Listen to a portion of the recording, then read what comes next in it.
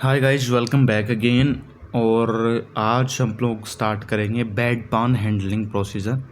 पूरी प्लेलिस्ट में बना चुका हूँ, आप देख सकते हैं वीडियो। और प्लेलिस्ट को सेव कर लीजिए, चैनल को सब्सक्राइब करके रखिए ताकि वीडियो आप टू टाइम मिलते रहें। और नोट्स के लिए आप मेरे को व्हाट्सएप पे कांटेक्ट कर सकते हैं। मैं इसका कलर चेंज करता हूँ, स्टार्ट करते हैं फिर अपन। तो देखो, सबसे पहले तो बेड पान होता क्या है वो आपको जानना ज़रूरी है। बेड पान जो होता है वो टॉयलेट करने के लिए यूज़ किया जाता है, पेशेंट को दिया जाता है। अगर पेशेंट चल नहीं पा रहा है या फिर नॉर्मल वॉशरूम का यूज़ नहीं करने की कंडीशन में हो, तो फिर उसको बेड के ऊपर ही ये बेड पान जो है, ये इक्विपमेंट है, ये प्रोवाइड करवाया जाता है। मैं आपको डायग्राम दिखा देता हूँ नीचे चल के, सबसे लास्ट में इसका डायग्राम है। ये देखो, ये बेड पान होता है इस टाइप का, इसने पकड़ रखा है बेड पान को, ये बेड पान है। तो यहाँ से ये खुला होता है बेड पान, है ना। इसके अंदर स्टूल करेगा, पास करेगा यहाँ पे, और नीचे स्टोर करेगा। फिर ये बेड पान में ऐसी स्ट्रक्चर होती है कि स्टोर कर लेता है, बाद में उसको टॉयलेट में खाली कर दिया जाता है ले जाके। ये पेशेंट, ये हेल्थ केयर प्रोवाइडर का हाथ है, ठीक है। ये स्टेनलेस स्टील वगैरह, कॉपर वगैरह की चीज़ों के बने होते हैं। आजकल प्लास्टिक के भी आने लग गए हैं जो कि रीयूजेबल नहीं है, जो एक टाइम यूज़ किए जा सकते हैं। बाकी ये जो होते हैं मेटल वाले, ये वापस यूज़ कर सकते हैं अपन, है ना। हॉस्पिटल के अंदर बार बार वॉशिंग करके, डिसइंफेक्टेंट करके वापस यूज़ कर सकते हैं। और यहाँ पे हाथ धोने के लिए बताया गया। तो ये होता है बेड पान एक टाइप का। अब इसको हैंडल कैसे करना है पेशेंट को देते टाइम, और वापस इसकी क्लीनिंग वगैरह कैसे करनी है, पूरा प्रोसीजर अपन को इसमें पढ़ना है। तो बेड पान और बेड पान अलग अलग, देखो इसने बेड को अलग कर दिया, पान को अलग कर दिया। एक डिवाइस है जिसका यूज यूरिन एंड फीकस को रिसीव करने के लिए किया जाता है। यूरिन भी इसमें आप करवा सकते हैं, और कौन करेगा? फीमेल जो पेशेंट है वो करेंगे। एक होता है यूरिनल, स्पेसिफिक बने होते हैं ये। इनेमल वेयर वाला जो अपने केयर ऑफ इनेमल वेयर पढ़ा था ना, तो उसके अंदर अपने बेड पान और यूरिनल दोनों पढ़ा था। तो जो यूरिनल होता है वो मेल पेशेंट के लिए यूज़ किया जाता है। उसकी ओपनिंग जो होती है वो छोटी होती है ना। ओपनिंग छोटी होती है और वो इस टाइप की स्ट्रक्चर होती है ऐसे करके, और फिर नीचे से बड़ा होता है, इस टाइप का होता है यूरिनल। और जो बेड पान होता है इसकी ओपनिंग थोड़ी बड़ी होती है, तो फीमेल पेशेंट को बड़ी ओपनिंग चाहिए होगी यूरिन करने के लिए। तो इसलिए बोलना इसने कि यूरिन भी कर सकते हैं और फीकस भी कर सकते हैं, स्टूल जिसको बोलते हैं वो कर सकते हैं। ऐसे पेशेंट जो नॉर्मल बाथरूम का यूज़ करने में अनेबल हों, वो ऐसे या फिर ऐसे डिजीज़ से सफ़र कर रहे हैं कि भाई नॉर्मल बाथरूम को यूज़ नहीं कर पा रहे, तो फिर उनके लिए अपने को बेड पान है वो देना पड़ेगा उनको। बेड का यूज़ मेल में ओनली फिकस डिस्चार्ज के लिए किया जाएगा, जबकि फीमेल में बोथ फीकल एंड यूरिन के लिए किया जा सकता है। तो मैंने बताया था ना कि बेड पान का यूज़ मेल में तो अपन सिर्फ और सिर्फ फीकल यानी कि स्थूल जो है वो डिस्चार्ज करवाने के लिए करेंगे, लेकिन फीमेल में इसके यूरिन भी करवाएंगे, क्योंकि फीमेल को चाहिए वाइडर ओपनिंग।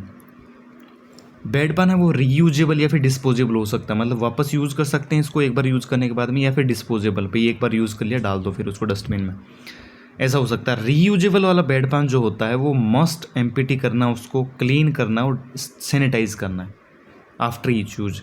एक बार यूज़ करने के बाद में उसको खाली भी करना है, हर बार क्लीन करना है और सैनिटाइज करना है, ये ध्यान रखना है अगर आपने को रीयूजेबल वाला काम में ले रहे हैं। तो डिस्पोजेबल बेड पान जो हो रिसाइकल्ड बायोडिग्रेडेबल मटेरियल से बने होते हैं।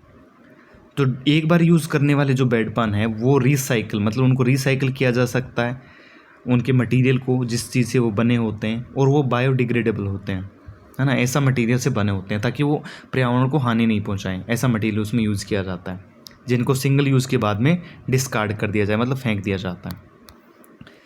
रेगुलर बेड पान जो होता है वो टॉयलेट सीट जैसे ही होते हैं, उसी की सिमिलर शो यानी दिखाई देते हैं, एंड उनकी लार्ज कैपेसिटी होती है। उसकी कैपेसिटी बहुत ज़्यादा होती है ताकि वो एक पेशेंट के स्टूल को आराम से होल्ड कर पाए, इतनी ज़्यादा कैपेसिटी होती है। फ्रैक्चर और स्लीपर बेड पान को स्पेशली डिज़ाइन किया जाता है उन पेशेंट के लिए जो pelvic fracture and hip replacement के लिए रिकवर हो रहे हैं। तो भाई बेड पान भी अलग अलग टाइप की शेप के हो सकते हैं।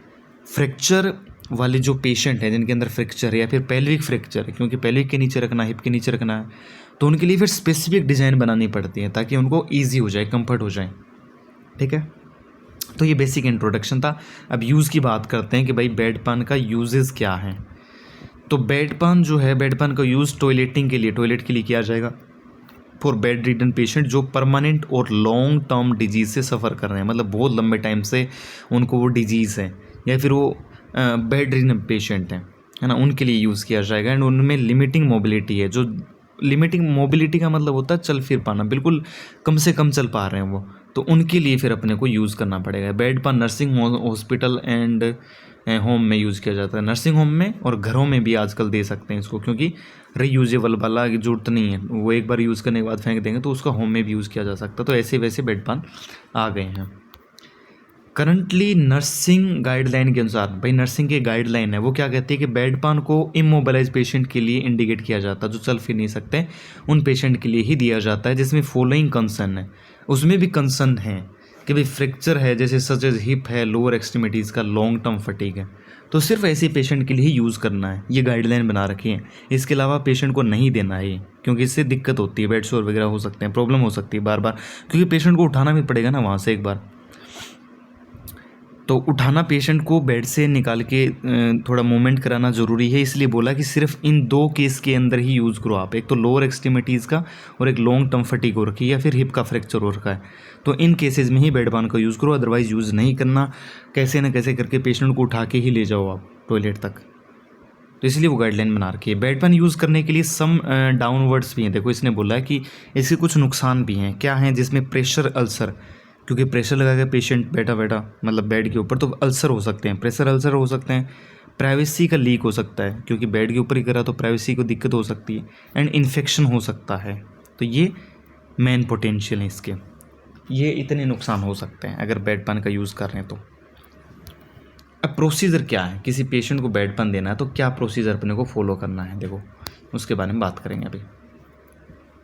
इक्विपमेंट, क्या क्या इक्विपमेंट चाहिए भाई, हर प्रोसीजर में अपने को इक्विपमेंट तो चाहिए, फिर प्रोसीजर स्टार्ट करते हैं। इसके अलावा पेशेंट प्रिपरेशन भी करते हैं कई बार अपन, तो वो लिखते हैं सब चीज़ें। इक्विपमेंट में देखो बेड पान तो चाहिए, सबसे पहली चीज़ है wash basin with warm water, ये वॉश बेसिन बाहर होगी है ना, वार्म वाटर होना चाहिए, उसके अंदर गर्म पानी मतलब गुनगुना पानी चलते रहना चाहिए, तो वो चाहिए।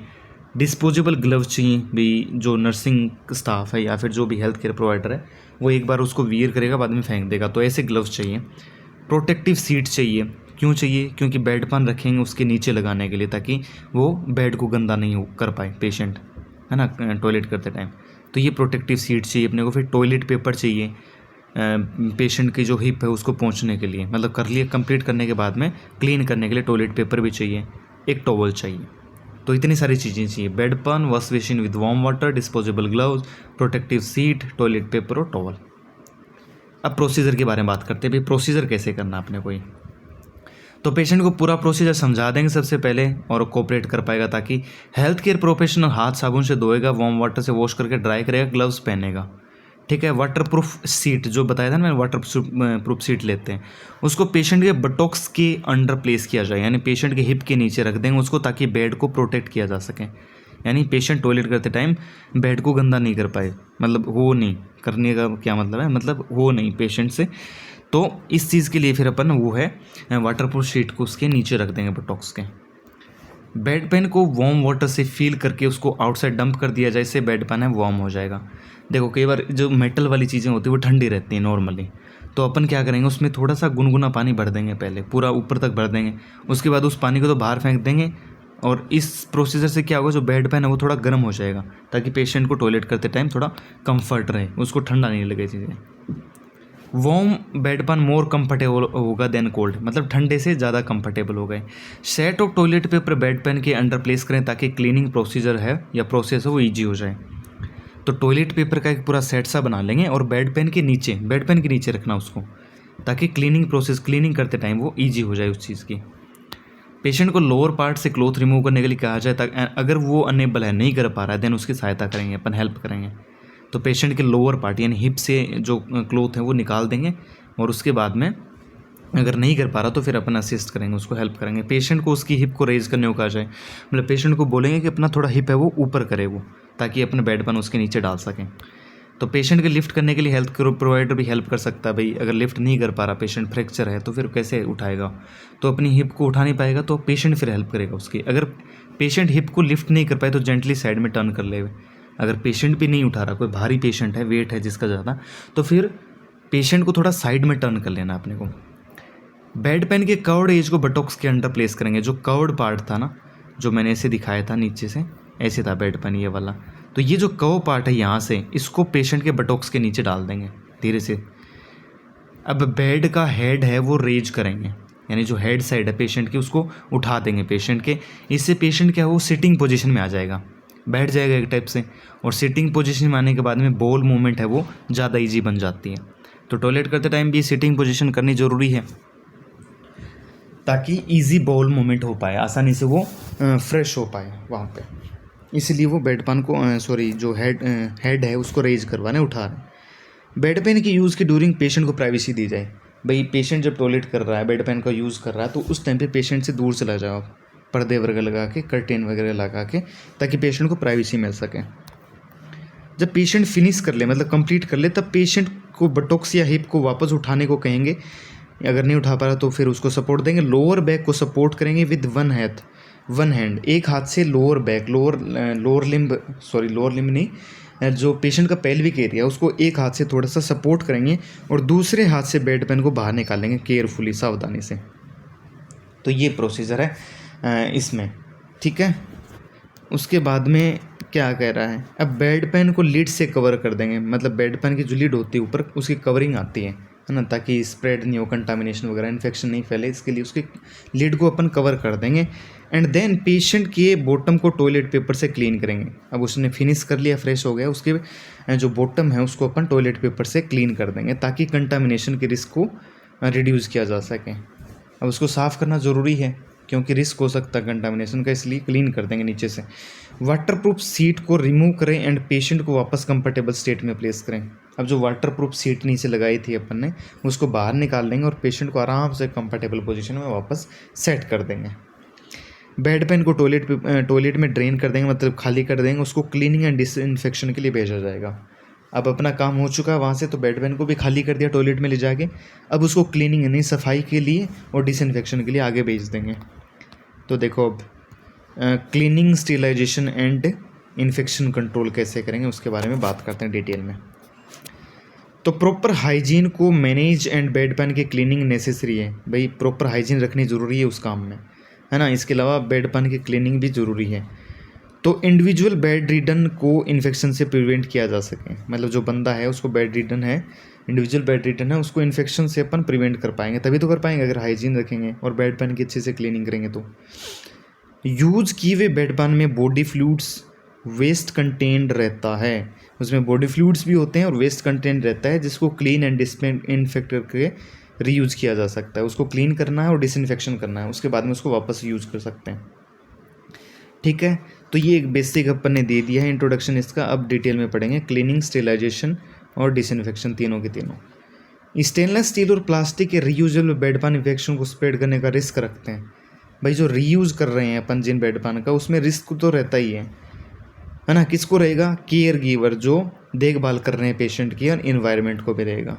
जबकि कॉपर और स्टील वाले जो बेड पेन है उसमें ऐसा नहीं होता, उसमें एंटी माइक्रोबायल प्रॉपर्टीज होता है, क्योंकि कॉपर के अंदर ये जो बैक्टीरिया मारने की प्रॉपर्टी होती है, इस वजह से वो थोड़े सेफ़ होते हैं ज़्यादा, स्टील और कॉपर वाले, है ना। तो इसका यूज़ करना ज़्यादा बेटर माना जाता है। नाउ डे वॉशर डिसइंफेक्टेंट का यूज़ किया जाता है, मतलब धोने के साथ साथ में डिसइंफेक्टेंट भी वहीं पे अवेलेबल रहता है, एक ही चीज़ में दोनों काम हो जाते हैं, जो कि बेड पेन को हाई टेम्परेचर 80 से 85 डिग्री पर वॉश करेंगे, है ना। तो डिसइंफेक्शन भी साथ में हो जाएगा और वॉशिंग भी साथ में हो जाएगी, क्लीनिंग भी साथ में हो जाएगी। तो 80 से 85 डिग्री का सेंटीग्रेड टेम्परेचर वो अच्छा होता है डिसइंफेक्शन के लिए, है ना। तो अच्छे से सफाई भी हो जाएगी और डिसइंफेक्शन भी हो जाएगा अपना। बेड पेन की क्लीनिंग से prior gloves and I protection को अपने को पहनना है। बेड पेन के कॉन्टेक्ट्स को टॉयलेट में एम्प्टी किया जाए, मतलब बेड पेन के अंदर जो भी कंटेंट्स हैं उसको टॉयलेट में खाली कर देंगे। उसके बाद में विजिबल सोइल को रिमूव करने के लिए वाटर से रिंच करेंगे। अब जो विजिबल सोइल अपने को बचा कुचा जो दिख रहा है उसके अंदर, बेड पेन के अंदर, उसको रिमूव हटाने के लिए वाटर से अपने को क्लीन करना है, रिंच करना है। नेक्स्ट, बेड पेन को लिक्विड सोप और जनरल पर्पज़ डिटर्जेंट से वॉश किया जाए एंड लास्ट में वाटर से रिंच किया जाए। अब बेड पेन को अपने को लिक्विड सोप डाल के या फिर जनरल पर्पज़ डिटर्जेंट जो होता है उससे अपने को धोना है फिर से, और फिर लास्ट में वाटर से रिंच कर देना है। तो ये काम करना, खाली करने के बाद में उसको इस टाइप से धोना है। अब क्लीनिंग के स्टेप क्या क्या है, मतलब क्लीनिंग कैसे कैसे करेंगे उसके बारे में बात करते हैं।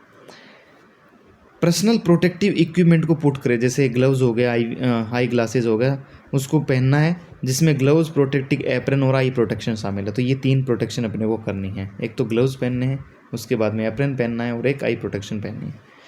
इंश्योर करें कि कमोड और बेडपन क्लीनिंग के लिए डेडिकेटेड सिंक और बकेट हो, मतलब एक अलग से डेडिकेटेड यानी स्पेसिफिक ही बनी होनी चाहिए इस चीज़ को क्लीन करने के लिए, है ना, ये इंश्योर करना अपने को।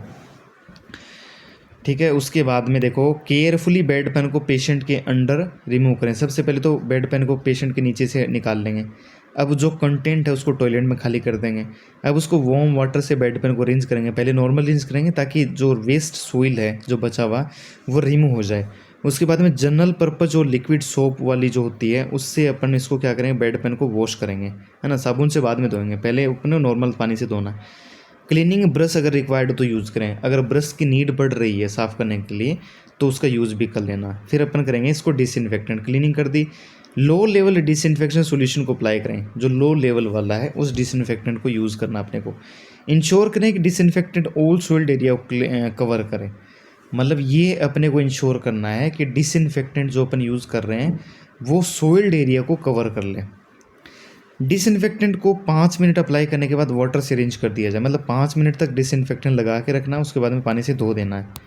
बेड पेन को डिज़ाइनेटेड होल्डर में हैंग किया जाए ताकि एयर ड्राई किया जा सके। मतलब एक डिज़ाइन वाला होल्डर बना होता है बेड पेन के लिए अलग से, तो उसमें उसको लटका देना, हैंग कर देना ताकि वो सूख सके, ड्राई हो सके।